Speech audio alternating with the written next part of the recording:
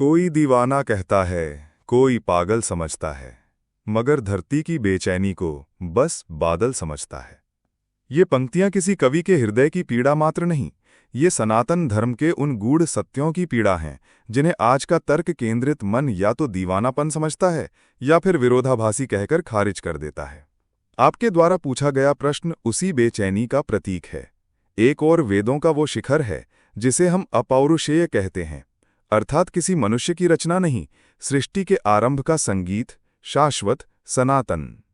उसी वेद के यज्ञीय विधान में अश्वमेध जैसे यज्ञों का उल्लेख है, और दूसरी ओर भक्ति और ज्ञान का अमृत कलश श्रीमद् भागवतम है, जो कहता है कि अपने सुख के लिए जो मूढ़ जीवों को पीड़ा देते हैं वे निंदनीय हैं। ये प्रश्न केवल दो श्लोकों का टकराव नहीं है, ये सभ्यता की चेतना का प्रश्न है। क्या हमारा धर्म समय के साथ अपने ही पूर्वजों की बातों को सुधारता हुआ आगे बढ़ा? क्या हमारे ऋषियों में नैतिक विकास हुआ जैसे आज हम सोचते हैं, या फिर हम उस विराट चित्र को देखने में असमर्थ हैं जिसकी एक एक रेखा का अपना दिव्य प्रयोजन है? ये विषय केवल अकादमिक नहीं, ये हमारी आत्म पहचान से जुड़ा है। यदि हम ये समझ पाएं कि एक ही सत्य अलग अलग दृष्टियों से कैसे प्रकट होता है, तो न केवल हम अपने शास्त्रों के साथ न्याय करेंगे, अपितु जीवन के हर द्वंद्व को सुलझाने की कुंजी भी प्राप्त कर लेंगे। ये मंथन केवल अतीत को समझने के लिए नहीं, अपितु भविष्य के भारत की वैचारिक दिशा तय करने के लिए भी अनिवार्य है। इस प्रश्न के समाधान के लिए सबसे पहले हमें कालक्रम के महासागर में गोता लगाना होगा। सनातन परंपरा एक सीधी रेखा में चलने वाला विचार नहीं, अपितु एक चक्राकार प्रवाह है। वेदों का काल, वेद विशेषकर ऋग्वेद किसी भी ज्ञात मानवीय इतिहास से परे हैं।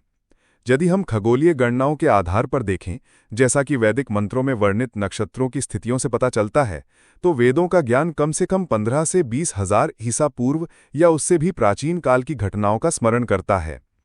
वेद श्रुति हैं, अर्थात सुना हुआ ज्ञान। ये वो शाश्वत संविधान है जो सृष्टि के नियमों का वर्णन करता है। इस काल में समाज की केंद्रीय धुरी यज्ञ थी। यज्ञ केवल एक कर्मकांड नहीं, बल्कि एक ब्रह्मांडीय प्रक्रिया थी जिसके द्वारा मनुष्य देवताओं से और देवता मनुष्य से संवाद करते थे, जिससे सृष्टि का संतुलन बना रहता था। पुराणों का काल, श्रीमद् भागवतम जैसे पुराण स्मृति की श्रेणी में आते हैं। स्मरण किया हुआ ज्ञान, इनकी रचना का उद्देश्य वेदों के गूढ़ सत्यों को कथाओं, आख्यानों और सरल उपदेशों के माध्यम से जन जन तक पहुंचाना था। पुराणों का संकलन और लेखन महर्षि वेदव्यास ने द्वापर युग के अंत और कलयुग के आरंभ में किया। यहाँ कालक्रम का अंतर ही मूल कुंजी है। वेदों में वर्णित यज्ञ प्रधान समाज त्रेता और द्वापर युग की वास्तविकता थी। उस युग में मनुष्यों की चेतना, आयु, शारीरिक और मानसिक क्षमताएं ऐसी थी कि वे यज्ञ जैसी जटिल और ऊर्जावान प्रक्रियाओं को सफलतापूर्वक संपन्न कर सकते थे। यज्ञ में अर्पित पशु की बलि नहीं होती थी, उसे एक नया, उन्नत शरीर और दिव्य गति प्रदान की जाती थी। ये एक अत्यंत पवित्र और निस्वार्थ ब्रह्मांडीय कर्तव्य था। इसके विपरीत श्रीमद् भागवतम की रचना उस समय हुई जब कलयुग का प्रभाव बढ़ रहा था। इस युग में मनुष्य की चेतना का स्तर गिरा, स्वार्थ और पाखंड बढ़ने लगा। अब यज्ञ के नाम पर निरीह पशुओं की हत्या केवल स्वाद और अहंकार की तुष्टि के लिए की जाने लगी। यज्ञ का आध्यात्मिक विज्ञान लुप्त हो गया और केवल उसका बाह्य ढांचा शेष रह गया। इसलिए भागवतम का श्लोक वैदिक यज्ञ की निंदा नहीं कर रहा है, बल्कि कलयुग में यज्ञ के नाम पर होने वाले पाखंड और क्रूरता की निंदा कर रहा है। ये सुधार नहीं, ये युग धर्म का सिद्धांत है। सत्य एक ही है, किंतु हर युग में उसे जीने का मार्ग बदल जाता है।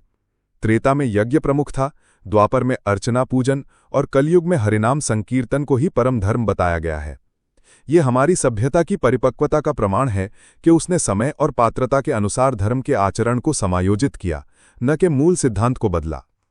अब हम सीधे शास्त्र के हृदय में प्रवेश करते हैं। जो लोग ये कहते हैं कि भागवतम ने वेदों का खंडन किया है, वे दोनों ही ग्रंथों के शब्दों और उनके भावों के साथ न्याय नहीं कर रहे हैं। आइए प्रमाण देखें।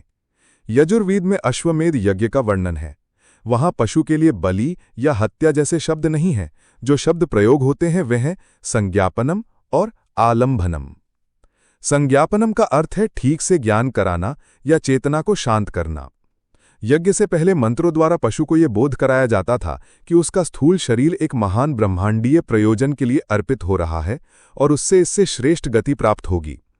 ये प्रक्रिया हिंसक नहीं, अपितु आध्यात्मिक थी। आलंघनम का अर्थ है स्पर्श करना या समर्पित करना। ये पशु को देवता से जोड़ने की क्रिया थी। यज्ञ का उद्देश्य क्या था? शतपथ ब्राह्मण कहता है, राष्ट्रम व अश्वमेधः, अर्थात अश्वमेध यज्ञ ही राष्ट्र है। इसका लक्ष्य व्यक्तिगत सुख या स्वाद नहीं, अपितु राष्ट्र की समृद्धि, सुरक्षा और कॉस्मिक बैलेंस था। ये एक राजा का परम कर्तव्य था, स्वार्थ नहीं। अब श्रीमद् भागवतम के श्लोक को देखिए। ये तु एवं अविदः अयज्वाः स्तब्धाः सदभिमानिनः पशून् द्रुह्यन्ति विश्रब्धाः प्रेत्य खादन्ति ते चतान। शब्दशः विश्लेषण। ये तु एवं अविदः, किंतु जो इस प्रकार अज्ञानी हैं, यज्ञ के वास्तविक तत्व और धर्म के रहस्य के विषय में अज्ञानी। अयज्वाः, जो यज्ञ नहीं करते, अर्थात जो वैदिक विधि से यज्ञ नहीं करते, मनमाने ढंग से कर्म करते हैं। स्तब्धाः, हठी, घमंडी। सद अभिमानिनः, स्वयं को श्रेष्ठ मानने वाले। पशून् द्रुह्यन्ति, पशुओं से द्रोह करते हैं या उन्हें पीड़ा देते हैं। विश्रब्धाः, बिना किसी संकोच के निर्लज्जतापूर्वक। प्रेत्य खादन्ति ते चतानो, मरने के बाद वे पशु उन्हीं को खाते हैं। अब देखिए शुकदेव जी यहां किन लोगों की बात कर रहे हैं। अविदः, जो यज्ञ के विज्ञान को नहीं जानते। क्या वेद पारंगत अताज्ञानी होता है? नहीं। अयज्वाः, जो वैदिक विधि का पालन नहीं करते। क्या अश्वमेध करने वाला राजा वैदिक विधि का पालन नहीं कर रहा? वो तो कर ही रहा है। स्तब्धाः सदभिमानिनः, जिनका उद्देश्य अहंकार और स्वयं को श्रेष्ठ दिखाना है, जबकि वैदिक यज्ञ का उद्देश्य लोक कल्याण है। द्रुह्यन्ति, जिनका भाव शत्रुतापूर्ण और हिंसक है, जबकि यज्ञ का भाव समर्पण और आहुति का है। स्पष्ट है, भागवतम उन पाखंडियों की निंदा कर रहा है जो धर्म की आड़ में बिना किसी शास्त्रीय विधान के केवल अपनी जीभ के स्वाद या झूठी प्रतिष्ठा के लिए पशुओं को मारते हैं। ये श्लोक कसाई खानों में काम करने वालों पर, अवैध शिकारियों पर या उन तांत्रिकों पर लागू होता है जो मनगणंत विधियों से बलि देते हैं। ये श्लोक वैदिक यज्ञ करने वाली यजमान पर लागू ही नहीं हो सकता, क्योंकि यजमान का न तो उद्देश्य स्वार्थ है, न ही विधि अशास्त्रीय है और न ही भावद्रोह का है। अतः ये खंडन नहीं, वर्गीकरण है। भागवतम ने स्पष्ट कर दिया कि कौन सी क्रिया यज्ञ है और कौन सी क्रिया हिंसा। ये वेदों की रक्षा कर रहा है, उनका खंडन नहीं। शाब्दिक अर्थों से परे इस विषय के मूल में चेतना और ब्रह्मांड के गहरे रहस्य छुपे हैं। ये ब्रह्मांड जड़ नहीं, चेतन है। ये विभिन्न प्रकार की ऊर्जा रश्मियों का एक महासागर है। वेद इन रश्मियों को देवता कहते हैं।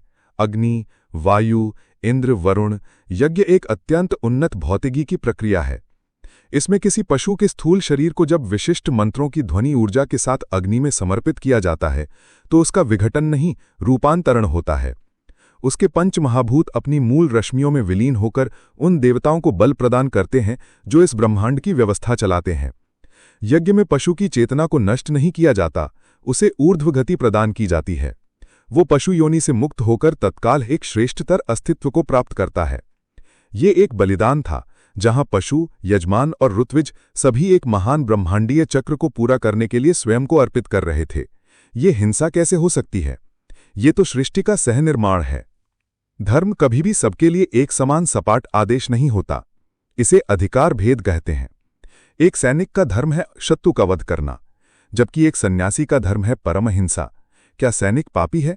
नहीं, क्योंकि वो अपने स्वधर्म का पालन कर रहा है। इसी प्रकार त्रेता युग के एक चक्रवर्ती सम्राट का स्वधर्म था कि वो राष्ट्र की रक्षा के लिए अश्वमेध यज्ञ करे। ये उसका कर्तव्य था, विकल्प नहीं। अब भागवतम के दृष्टिकोण से देखें। भागवतम का केंद्रीय भाव है भक्ति। भक्ति मार्ग का साधक अपनी चेतना को इतना कोमल और करुणापूर्ण बना लेता है कि उसके लिए किसी भी जीव को पीड़ा पहुंचाने का विचार भी असहनीय है। उसके लिए भगवान हर कण में है। वो निवृत्ति मार्ग का पथिक है, जिसका लक्ष्य संसार के कर्मों से ऊपर उठकर ईश्वर से सीधा संबंध जोड़ना है। तो यहाँ दो अलग अलग मार्गों और दो अलग अलग योग्यताओं का वर्णन है।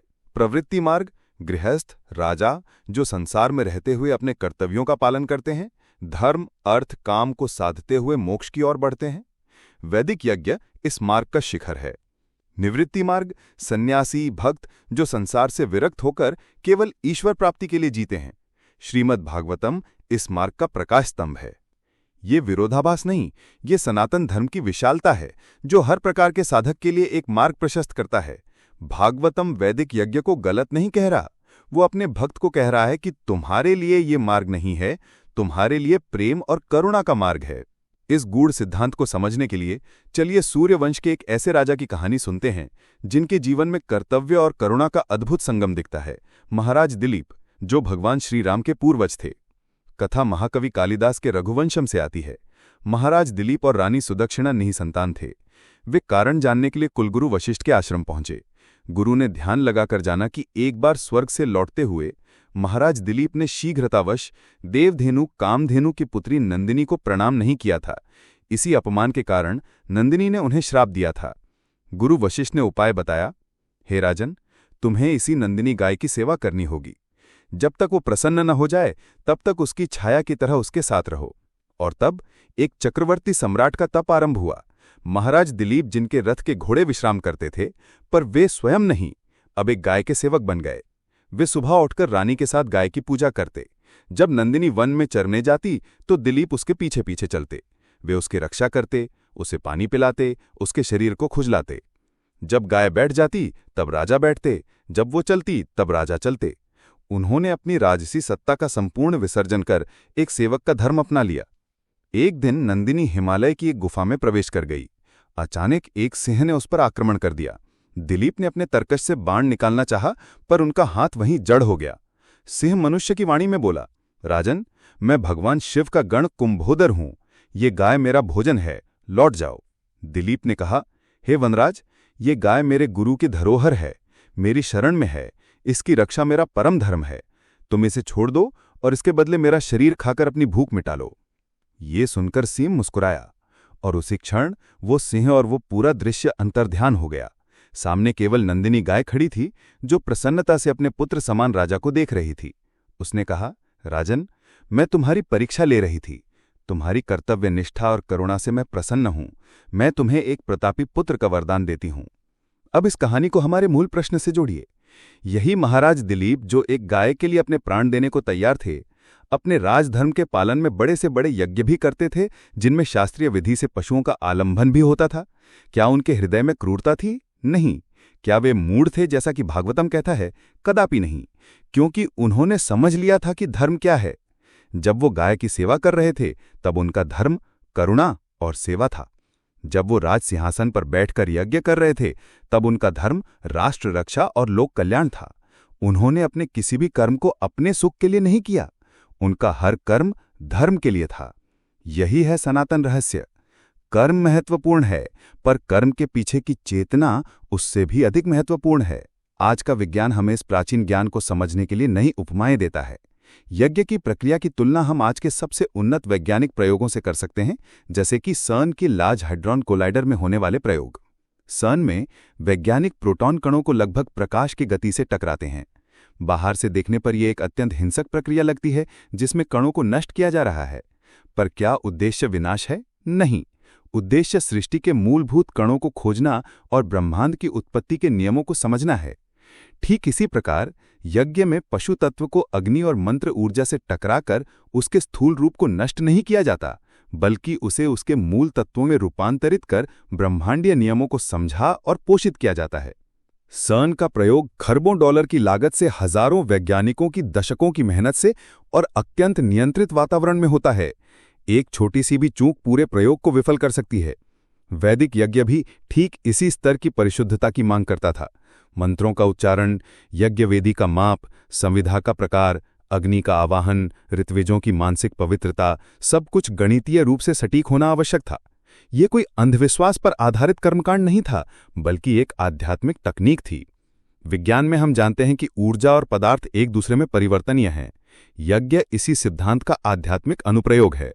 यहाँ स्थूल पदार्थ को मंत्रों के ध्वनि ऊर्जा और अग्नि की ऊष्मा ऊर्जा के माध्यम से एक सूक्ष्म ऊर्जा रूप में रूपांतरित किया जाता है, जो देवताओं तक पहुंच सके। हमारे ऋषि वैज्ञानिक थे। वे चेतना और पदार्थ के उन संबंधों को जानते थे जिन्हें आज का विज्ञान अभी छूना शुरू कर रहा है। वे जानते थे कि सृष्टि एक यज्ञ है और यज्ञ द्वारा ही सृष्टि को चलाया जा सकता है। ठीक है, आपकी पूरी विवेचना तार्किक और शास्त्रीय है। आपने सिद्ध कर दिया कि वेद और भागवतम में कोई विरोधाभास नहीं है, क्योंकि दोनों का संदर्भ, युग और अधिकारी अलग अलग हैं। किंतु आज इस 21वीं सदी में एक सामान्य हिंदू के लिए इस ज्ञान का क्या व्यावहारिक उपयोग है? क्या हमें आज यज्ञों में पशु आहुति का समर्थन करना चाहिए या उसे करने का प्रयास करना चाहिए? ये प्रश्न ही इस पूरी चर्चा का सार है और इसका उत्तर अत्यंत स्पष्ट होना चाहिए, नहीं। आज के युग में, कलयुग में, किसी भी व्यक्ति के लिए श्रौत यज्ञों में वर्णित पशु आहुति का समर्थन करना या उसे करने का प्रयास करना न केवल अव्यावहारिक है बल्कि अधार्मिक भी होगा। क्यों? क्योंकि जैसा हमने विश्लेषण किया, यज्ञ की सफलता उसकी विधि, उसके उद्देश्य और कर्ता की पात्रता पर निर्भर है। आज ये तीनों ही शर्तें पूरी होना लगभग असंभव है। आज ना तो वैसे यज्ञ विज्ञान के निष्णात ऋत्विज हैं जो मंत्रों की शक्ति को जागृत कर सकें, और ना ही वैसे निस्वार्थ तपस्वी यजमान हैं जिनका एकमात्र लक्ष्य लोक कल्याण हो। बिना अधिकार के किया गया कोई भी ऐसा कर्म भागवतम में वर्णित मूढ़ों के कृत्य की श्रेणी में आ जाएगा। शास्त्रों ने स्वयं ही कलयुग के लिए सबसे श्रेष्ठ यज्ञ का विधान कर दिया है। श्रीमद् भागवतम स्पष्ट कहता है कि कृते यध्यायतो विष्णुम त्रेतायाम यजतो मखः द्वापरे परिचर्यायाम कलौ तदहरिकीर्तनात्। अर्थात सतयुग में विष्णु का ध्यान करने से, त्रेता में यज्ञ करने से और द्वापर में भगवान की सेवा या पूजा करने से जो फल मिलता था, वही फल कलयुग में केवल हरि के नाम संकीर्तन से प्राप्त हो जाता है। अतः आज के लिए हमारा यज्ञ भगवान के नाम का जप, उनकी कथा का श्रवण और उनके गुणों का कीर्तन है। हमें उस कर्मकांड को नहीं, उसके पीछे की भावना को अपने जीवन में उतारना है। यज्ञ का सार क्या है? इदम न ममा, यह मेरा नहीं है। अपने स्वार्थ का त्याग करके अपने कर्मों और उनके फलों को समाज, राष्ट्र और परमात्मा को समर्पित कर देना ही सच्चा यज्ञ है। एक वैज्ञानिक जब मानवता के लिए कोई खोज करता है तो वो यज्ञ कर रहा है। एक सैनिक जब सीमा पर देश के लिए अपने प्राण संकट में डालता है तो वो यज्ञ कर रहा है। एक माँ जब अपनी संतान के लिए अपनी नींद और सुख का त्याग करती है तो वो यज्ञ कर रही है। एक व्यापारी जब ईमानदारी से व्यवसाय करके समाज की आवश्यकताएं पूरी करता है और अपने लाभ का एक अंश दान में देता है तो वो यज्ञ कर रहा है। तो वास्तविकता ये है कि हमें वेदों और पुराणों के बीच में संघर्ष नहीं देखना है, बल्कि उनसे प्रेरणा लेकर अपने युग का धर्म जीना है।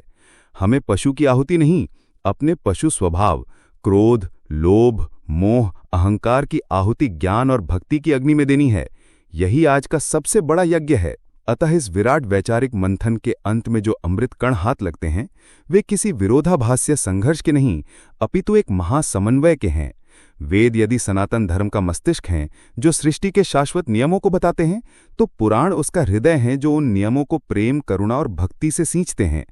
मस्तिष्क और हृदय में संघर्ष नहीं होता, वे एक ही शरीर को जीवन देते हैं। ये मानना कि भागवतम ने वेदों को सुधारा, ये हमारी अपनी दृष्टि की संकीर्णता है।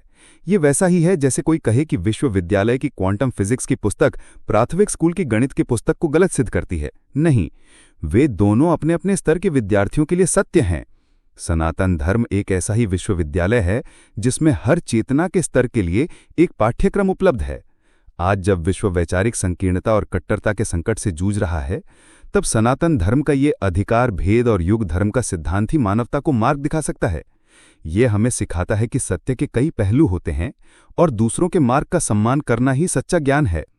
तो अगली बार जब कोई हमारे शास्त्रों पर उंगली उठाए तो उसे खंडन मंडन के अहंकार से नहीं, बल्कि उस गहरी समझ के आत्मविश्वास से उत्तर दीजिए जो ये जानता है कि हमारा ज्ञान कितना गहरा, वैज्ञानिक और मानवीय है। इसे एक पंक्ति में समेटना हो तो बस इतना ही: श्रुति शिखर है ज्ञान का, स्मृति है ढलान, एक ही गंगा है, बस है अलग अलग घाट पहचान।